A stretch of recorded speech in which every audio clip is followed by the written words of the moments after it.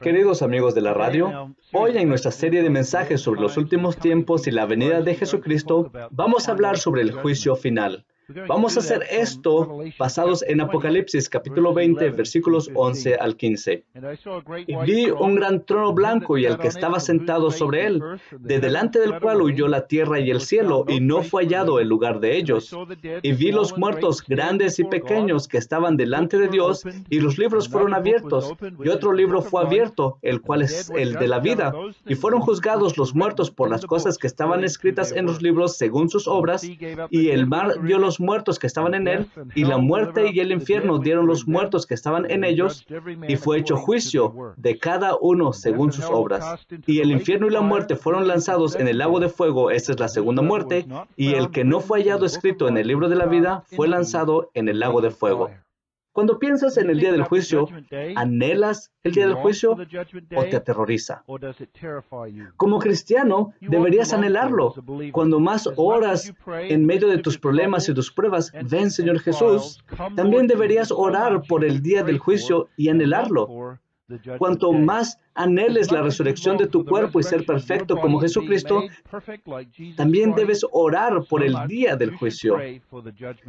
Cuanto más desees liberarte del pecado y estar ante la presencia de Jesucristo y disfrutar de las maravillas del cielo, tanto más deberías anhelar el día del juicio final. Eso es porque cuando pensamos acerca de los tiempos finales o incluso acerca de nuestra vida en el presente, la gloria de Dios es lo más importante. El día del juicio será una teodicea, será una vindicación de Dios, será una demostración pública de que Dios es recto y justo en todo lo que Él hace. Esto es más importante que lo que recibirás o lo que piensas sobre el cielo o el infierno. Esto también debería ser nuestro anhelo porque este es el primer propósito de la venida de Jesús, la primera razón de nuestra resurrección. Hoy, Jesús es exaltado y está esperando por este aspecto final de su exaltación, cuando vendrá de nuevo como juez y cuando la resurrección, la cual consideramos la semana pasada, tenga como propósito el juicio, una resurrección para vida y una resurrección para condenación. Además, debes anhelar el juicio porque sin él no puedes disfrutar las maravillas del cielo. Piensen en la imagen del Antiguo Testamento de Israel entrando en la tierra de Canaán. Ellos no podían recibir a Canaán como posesión hasta que el juicio de Dios viniera sobre los cananeos. A través del juicio, entonces, vino su salvación. Pero también podemos anhelar el cielo como creyentes con confianza porque tú y yo, que creemos en Jesucristo, no debemos temer el juicio. El juez en ese día será nuestro Salvador, el que murió y dio su sangre por nosotros. El juicio no se enseña en la Biblia para enviarnos al cielo a través del temor, sino para recordarnos la santidad y la justicia y la gracia y la misericordia de Dios, para que aquellos que lo aman vivan vidas que sean más santas y entonces estén mejor preparados para el día de Jesucristo. Al mirar estos versículos, lo primero que notamos es quién será el juez. En el versículo 11 Juan dice, y vi un gran trono blanco y el que estaba sentado en él, de delante del cual huyeron la tierra y el cielo, y ningún lugar se encontró para ellos. Esto responde la pregunta de ¿quién será el juez? Observe lo que ve Juan. Juan ve un trono. Esto no es un trono de realeza, pero es un trono de juicio. Esa es la forma en que se presenta en otras partes en la Escritura, como en 2 Corintios 5:10, porque es necesario que todos comparezcan ante el tribunal de Cristo. Mateo 25:31 también representa a un rey sentado en un trono, en juicio, en un tribunal. Hay que notar tres cosas aquí sobre este trono. Primero, su tamaño. Juan vio un gran trono blanco. Se elevaba por encima de la gente. En Isaías 6:1 dice, Isaías ve al Señor alto y sublime en un trono. Esto se refiere entonces a su majestad. Segundo, este trono es blanco. El blanco es puro. Esto es un reflejo de la pureza de Dios. Así que Isaías dice, si vuestros pecados fueren rojos como el carmesí, vendrán a ser como blanca lana. Esto significa sin pecado. Esto se refiere a la santidad de aquel que se sienta en el trono. Entonces, nótese también que el trono es solitario, está solo. Leemos al final del versículo que el cielo y la tierra huyeron y que no se encontró ningún lugar para ellos. Esto es una presentación del trono diferente de lo que leemos acerca del trono en Apocalipsis 4, donde los 24 ancianos y los 44,000 aparecen ante el trono, pero ahora nadie puede pararse ante este trono porque este es el trono del juicio justo de Dios. En realidad, no vemos al que está sentado en el trono, aunque está identificado para nosotros en el versículo 12. Pero aquí no hay ninguna descripción de Dios en el trono. Esto es porque nadie puede ver la gloria de Dios y vivir. Lo que las Escrituras describen aquí es la majestad y la justicia y la santidad de Dios. Al cristiano moderno no le gusta pensar en Dios de esta manera. Les gusta pensar en Dios como un Dios solo de amor y el juicio es negado. O tratan de suavizar el juicio hablando de Jesús el Cordero como el juez. Pero vemos a lo largo de las Escrituras que Dios se presenta como un juez justo, santo y recto. Desde el principio, Él vino contra Adán y Eva y ellos huyeron de su presencia. Cuando Caín mató a su hermano Abel, entonces Dios vino. Cuando el mundo fue destruido con un diluvio, entonces Dios vino como juez. El juicio de Dios vino sobre Egipto en las 10 plagas. El juicio de Dios vino sobre los cananeos por su idolatría. El juicio de Dios vino sobre Saúl y luego sobre Israel, las 10 tribus del norte, a causa de su rebelión y su desobediencia. Eso no cambia en el Nuevo Testamento. Jesús habla palabras de juicio. ¡Ay de ti! Les dice a los judíos de su época, ¡ay de ti, Tiro y Sidón! Los apóstoles predicaron el juicio y enseñaron que Jesús vendrá como juez al final. Desde el principio hasta el último libro de la Biblia, donde leemos sobre las copas de la ira de Dios, vemos a Dios como el juez. Hablar de Jesús como el juez no lo suaviza en absoluto, porque en Apocalipsis 6:16 leemos acerca de la ira del Cordero. Dios es el juez en el último día y Él es un juez justo. Él tiene el derecho de ser juez porque Él es Dios. El resultado del juicio, porque Dios es justo, será un resultado perfecto. El juez no puede ser sobornado. Él no puede ser forzado o manipulado por el hombre. Él conoce todas las evidencias y dará una explicación perfecta y hará una precisión perfecta en su juicio final en el último día. Entonces Dios, Él es justo, Él es el juez. Cuando decimos que Dios es el juez, no queremos decir que Jesús no será el juez. No vamos a enfrentarlos uno al otro, sino que Dios ha designado a su Hijo Jesucristo para que Él sea el juez y Él representará a Dios en el día del juicio final desde el trono. En Juan 5 Jesús dice, el Padre a nadie juzga, sino que todo el juicio dio al Hijo. Esto será parte de la gloria final de Jesucristo. No hay contradicción aquí porque Jesús, el Hijo, Él es el mismo Dios. Vemos una unidad en las personas de la deidad cuando hablamos de Jesús como el juez. Eso sale un par de capítulos más adelante en Apocalipsis 22:1-3. El versículo 1 habla del trono de Dios y del Cordero. Ese es un trono. Entonces en el versículo 3 dice, y no habrá más maldición, y el trono de Dios y del Cordero estará en ella, y sus siervos le servirán. El pronombre posesivo aquí, su, es importante. Normalmente en inglés, después de haber dicho el trono de Dios y del Cordero, dirías su, de ellos. Los siervos le servirán, sus siervos le servirán, su de ellos. Pero aquí dice su de él. Siervos, los siervos de él le servirán. Así que el trono del Cordero es también el trono de Dios, porque el Cordero es Dios. Dios mismo designará a Jesucristo, el justo, para que venga con la vara de hierro y juzgue. ¿Quién se parará ante el trono para ser juzgado? Esto se contesta en el pasaje del siguiente versículo en Apocalipsis 20:12. Y vi a los muertos, grandes y pequeños, de pie ante Dios. La idea es que este será un juicio general y universal de todos los que alguna vez vivieron. No será un juicio solo de los malvados, sino también de los justos. No será un juicio solo para los hombres, pero también será un juicio para los ángeles.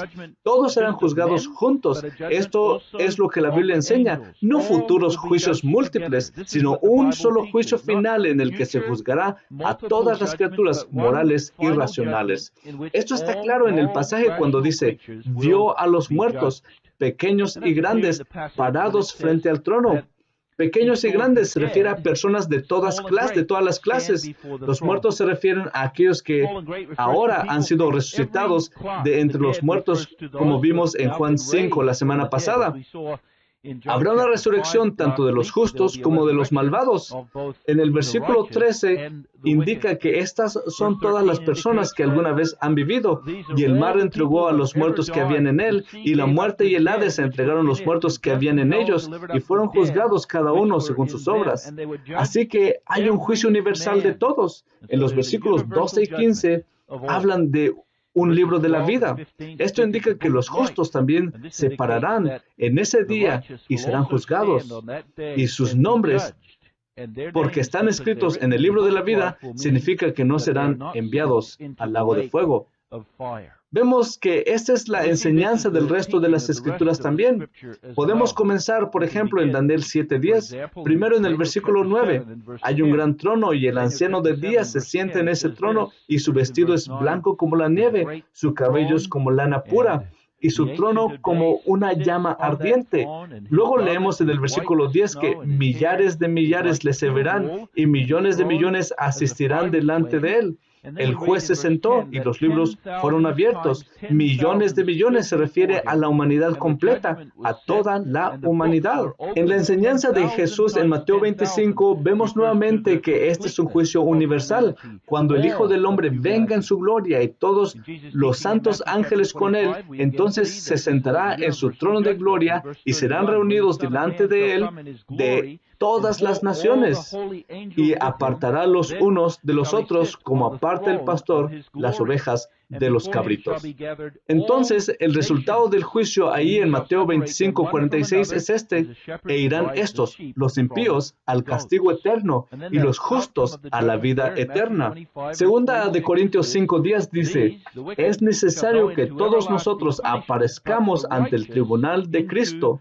Y nuevamente en Hechos 17:31, por cuanto ha establecido un día en el cual juzgará al mundo con justicia, por aquel varón a quien designó, dando fe a todos con haberle levantado de los muertos. Cuando hablamos del juicio final, no queremos decir que este es el último día en contraste con los juicios anteriores, sino queremos decir que habrá un juicio final. Eso no significa que no haya revelaciones anteriores del juicio de Dios contra el hombre. No. En esta vida, la ira de Dios se revela desde el cielo contra toda impiedad e injusticia de los hombres. La conciencia del hombre sabe que hay consecuencias para el pecado del hombre en esta vida. Y también hay recompensas. Dios ha expresado su juicio en la cruz. Jesús dice cuando va a la cruz: ahora es el juicio de este mundo, ahora es el príncipe de este mundo expulsado. Además, en la muerte hay un juicio preliminar. Las almas de los creyentes pasan inmediatamente a la gloria en la primera resurrección. En la primera muerte, las almas de los incrédulos no reciben esta bendición, pero reciben tormentos. Luego está el juicio en la aparición de Jesucristo inmediatamente antes del juicio final. En la resurrección estamos parados en nuestros cuerpos resucitados, una resurrección para vida y una resurrección para condenación. Apocalipsis 20 alude a esta resurrección cuando dice: vi a los muertos de pie ante Dios.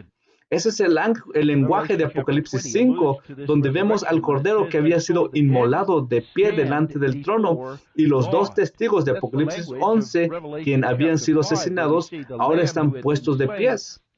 Y ahora los muertos están en pie delante de Dios. Ellos son resucitados. Entonces, en el momento que sigue inmediatamente a nuestra resurrección, este juicio tendrá lugar. Este juicio será milagroso. No podemos explicar todos los detalles, excepto para declararlo. ¿Cómo sucederá? ¿Cómo se revelará todas nuestras obras?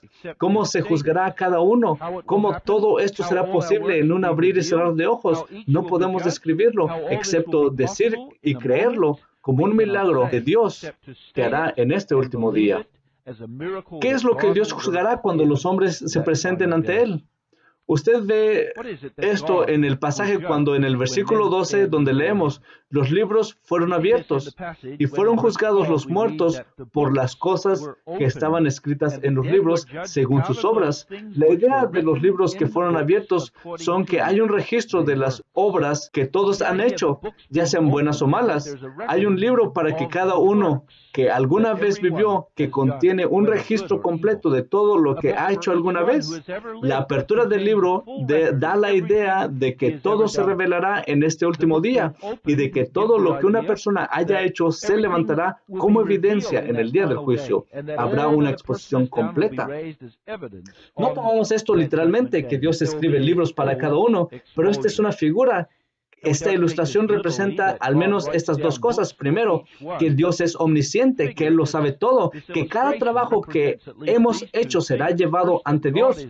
Todo pensamiento secreto, todas las palabras ociosas habladas, no habrá nada escondido.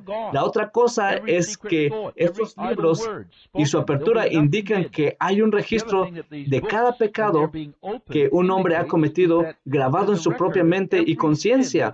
No es que recordemos todos y cada uno de los pecados que hemos cometido y cada una de las acciones que hemos realizado, pero esto significa que somos modelados por nuestros pecados y que nuestras acciones dejan una marca en nuestra vida. En el día del juicio, quiénes somos se revelará delante de Dios. Nuestro carácter, lo que somos, está formado por nuestros pecados. Esto es lo que se expondrá en ese día.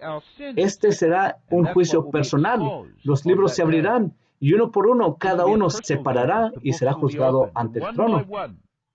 Pero ahora, es importante observar al contemplar este versículo y el resto de las Escrituras que somos juzgados no solo en base a lo que hacemos o de nuestras obras, sino que notamos que somos juzgados según nuestras obras. Los muertos fueron juzgados por las cosas que estaban escritas en los libros según sus obras. La idea es esta: si nos juzgaran en base a nuestras obras, todos merecerían el infierno, pero nuestro juicio es según nuestras obras. Entonces, hay otro libro que se abre además de estos libros. Ese es el libro de la vida. Esto no es un registro de las acciones del hombre, pero es un registro de los nombres de las personas elegidas de Dios. Este libro, según Apocalipsis 17:8, este libro está escrito antes de la fundación del mundo. Entonces, es un registro de la elección de Dios de algunos a la vida eterna. En el capítulo 13, versículo 8, leemos de este libro de la vida que pertenece al Cordero que fue inmolado. Esto indica que el Cordero, cuando va a la cruz, da la sangre de su vida por aquellos cuyos nombres están escritos en este libro, es decir, por los elegidos.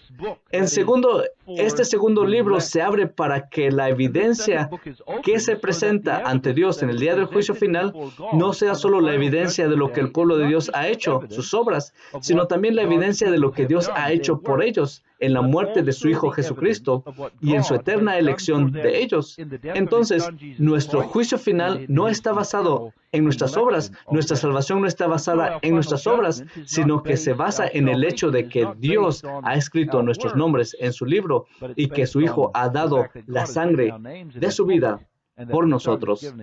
Sí, seremos recompensados según nuestras obras, pero incluso nuestras obras son el resultado de la gracia de Dios en nosotros. La salvación no es por obras, para que nadie se gloríe. Entonces, en el texto también vemos el resultado del juicio.